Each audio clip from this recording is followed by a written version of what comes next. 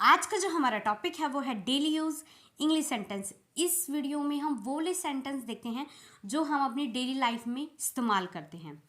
तो ये जो वीडियो है ये आपके बेस को क्लियर करेगी कि इंग्लिश में कौन सा वर्ड हम कब लगाते हैं। जैसे विल बी है, जो विल बी वर्ड है उसे हम कहाँ पर इस्तेमाल करते हैं, और बिल्कुल आपको बेस से सिखाया जा रहा है। जब आपकी जड़ मजबूत होगी तभी आप इंग्लिश बोल सकते हैं।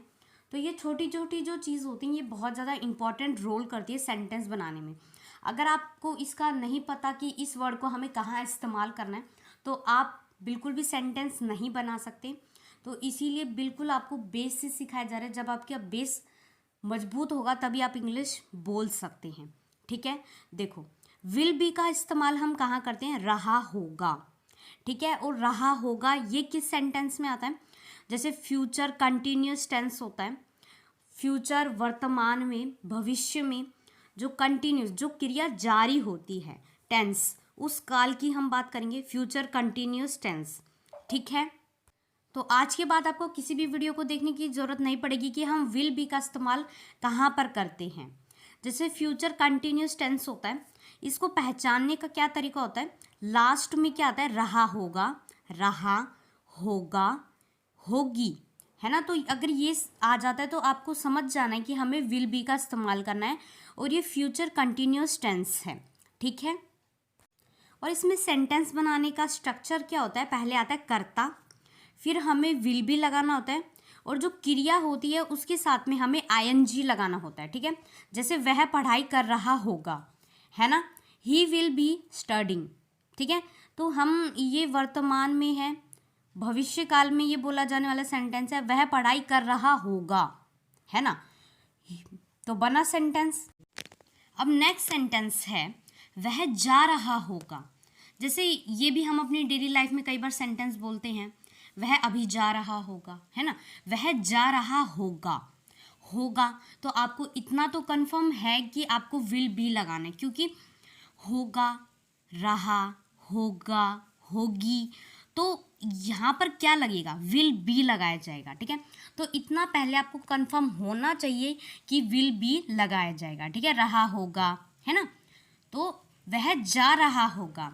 ठीक है, ही, पुरुष की बात हो रही है तो हम क्या लगाएंगे, ही विल बी, और जाने को हम क्या कहते हैं, गो, और आईएनजी क्रिया के साथ में जाने का काम क्या हो रहा है, जाने का काम हो रहा है। ठीक है, जो क्रिया है वो जाने का हो रहा है, तो आईएनजी हम लगाएंगे, वह जा रहा होगा।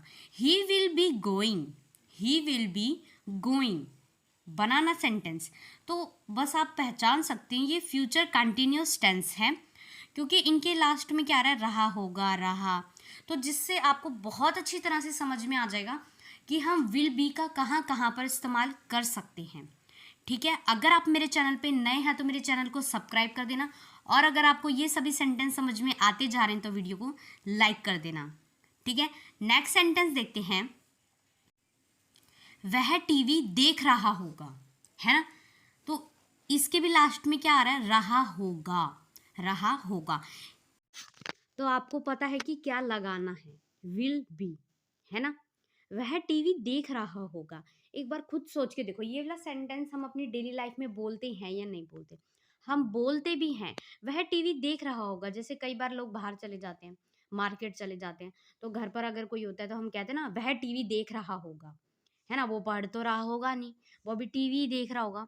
तो वह, तो सेंटेंस है हमारा, वह टीवी देख रहा होगा, वह टीवी देख रहा होगा, he will be watching TV. ठीक है, he will be watching TV, और यहाँ पर क्रिया क्या हो रही है, क्रिया यहाँ पर हो रही है देखने की, वॉचिंग। ठीक है, इसीलिए हमने इसके साथ में आईएनजी लगाया।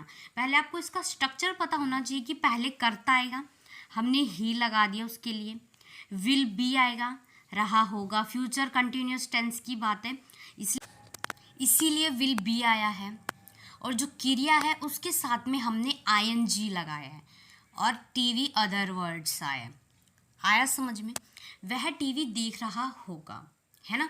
तो आपको अच्छी तरह से पता चल गया होगा कि विल बी का कहाँ इस्तेमाल होगा। और जो इससे पहले जो और वीडियोस आ चुकी हैं जिसमें हमने बताया कि इज़, आई एम, आर कहाँ पर लगेगा, वॉज वेयर कहाँ पर लगेगा, कहाँ कहाँ पर इनका इस्तेमाल होगा, है ना। तो वो बहुत अच्छी तरह से समझाया गया है, तो वो आप चैनल पे जाकर आप देख सकते हैं, जिससे आपका बेस क्लियर होगा। बस हम इंग्लिश इसीलिए नहीं बोल पाते क्योंकि हमारा बेस ही क्लियर नहीं होता। अगर हमारा बेस ही क्लियर हो तो हम तो बहुत बड़े बड़े सेंटेंस बना लेते हैं। तो अगर आपका बेस क्लियर होगा ना तो आप बहुत से बहुत बड़ा सेंटेंस बना सकते हैं। और जो सेंटेंस हम अपने डेली लाइफ में बोलते हैं वो हमारे सेंटेंस सिर्फ बेस पर ही क्लियर होते हैं। अगर हमारा बेस क्लियर है, हमें पता है कि छोटी छोटी चीज़ कहाँ लगेंगी, तब हम इंग्लिश बोल सकते हैं। पर फिर हम कोई भी वीडियोस देख लेते हैं और एक वीडियोस देख के हम सोचते हैं कि हाँ हम तो इंग्लिश बोलने लग जाएंगे। नहीं, आपने देखा होगा कि बूंद बूंद से सागर बनता है। आप थोड़ी थोड़ी मेहनत कीजिए, रोज़ थोड़ी थोड़ी आप मेहनत करेंगे तो आप इंग्लिश बोलने लग जाएंगे। तो हर एक दिन थोड़ी थोड़ी मेहनत करेंगे तो फिर आप इंग्लिश बोलने लग जाएंगे। ठीक है, अब नेक्स्ट सेंटेंस देखते हैं। वह तुम्हारा इंतजार कर रहा होगा।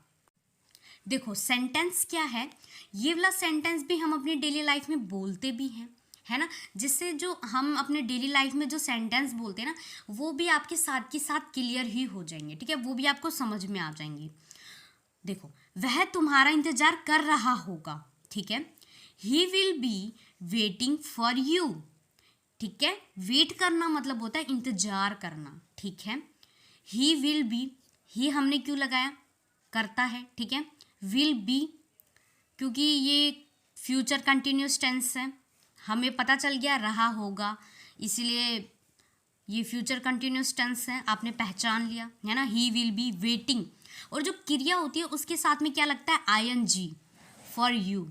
He will be waiting for you, वह तुम्हारा इंतजार कर रहा होगा, है ना। तो ये वाला भी सेंटेंस हम अपनी डेली लाइफ में बोलते हैं। ठीक है, आया समझ में। अगर आप मेरे चैनल पे नए हैं तो चैनल को सब्सक्राइब कर देना। ठीक है, अब देखो नेक्स्ट सेंटेंस देखते हैं।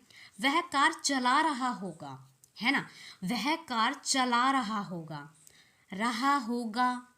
तो आपको इतना कंफर्म है कि जब आपको ये पहचानना हो फ्यूचर कंटिन्यूस टेंस, पहचानने का क्या मतलब होता है, अगर आप पहचान लेते हैं ना कि हाँ ये फ्यूचर कंटिन्यूस टेंस है, इसमें क्रिया जारी है, तो इससे आपको ये पता हो चल जाएगा कि हाँ हमें जो विल बी लगाना है, विल बी के साथ में फिर हमें क्रिया के साथ में ING लगाना है ना। तो इतना फिर आपको कंफर्म हो जाएगा कि हाँ सेंटेंस ऐसे बनेगा। बस पहचानने की देर होती है कि हाँ ये फ्यूचर कंटिन्यूस टेंस है। तो इनकी वीडियोस आती रहेंगी कंटिन्यू, आपका हर एक दिन आपका बेस क्लियर किया जाएगा, जिससे आप सेंटेंस बोलने लग जाएंगे। ठीक है, अब सेंटेंस देखते हैं। वह कार चला रहा होगा, ये सेंटेंस हम बोलते कब है, हम कहते हैं ना अरे अभी उसे फ़ोन मत करो, वह कार चला रहा होगा, है ना। मतलब वो कार चलाते चलाते फ़ोन उठाएगा, तो हम कहते हैं वह कार चला रहा होगा, है ना। वह कार चला रहा होगा, उसे फ़ोन मत करो, वह कार चला रहा होगा, है ना। विल भी लगेगा। देखो अब देखो सेंटेंस बनाते हैं। वह कार चला रहा होगा, he will be driving a car बना सेंटेंस। देखो ही पुरुष की बात हो रही है, इसीलिए हमने ही लगाया। ही पुरुष के लिए इस्तेमाल करते हैं और शी हम महिला के लिए, स्त्री के लिए हम इस्तेमाल करते हैं, है ना। He will be driving a car बना सेंटेंस, वह कार चला रहा होगा। ठीक है, ये विल बी के इसीलिए इतने ज़्यादा एग्जाम्पल दिए गए हैं, क्योंकि अगर मैं आपको एक एग्जाम्पल दूंगी या मान लीजिए मैंने आपको 2 या 3 करवा लिए, उससे जो हमारा जो कन्फ्यूज़न है वो दूर नहीं होता, है ना। इसीलिए आपको इतने ज़्यादा यहाँ पर एग्जाम्पल दिए जाते हैं कि हाँ अगली बार आपको कोई और वीडियो देखने की ज़रूरत ना पड़े। जैसे ही कोई सेंटेंस आए आपको समझ में आ जाए कि हाँ यहाँ पर ये फ्यूचर कंटिन्यूस टेंस है और यहाँ पर इसका इस्तेमाल होगा, ये इसका स्ट्रक्चर है। ठीक है, सेंटेंस देखते हैं। वह काम कर रहा होगा, है ना। He will be working, work मतलब होता है काम करना, और क्रिया के साथ में आपको पता है हमने ING लगा दिया। वह काम कर रहा होगा, ही विल बी वर्किंग, वह काम कर रहा होगा, ठीक है, रहा होगा, होगी, तो यहाँ पर क्या लगेगा, ये फ्यूचर कंटिन्यूस टेंस है। ठीक है, तो इसका स्ट्रक्चर याद है आपको, कर्ता विल बी, क्रिया के साथ में ING आएगा। ठीक है, वह काम कर रहा होगा। He will be working. अगर आप मेरे चैनल पे नए हैं तो चैनल को सब्सक्राइब कर देना, और अगर आपको ये वीडियो अच्छी लगी है तो वीडियो को लाइक कर देना और कमेंट करके ज़रूर बताना कि आपको वीडियो कैसी लगी। और अगर आपको ऐसी वीडियोस और रोज़ चाहिए तो पार्ट 2 लिख देना, जिससे आपका रोज़ बेस क्लियर होता जाएगा।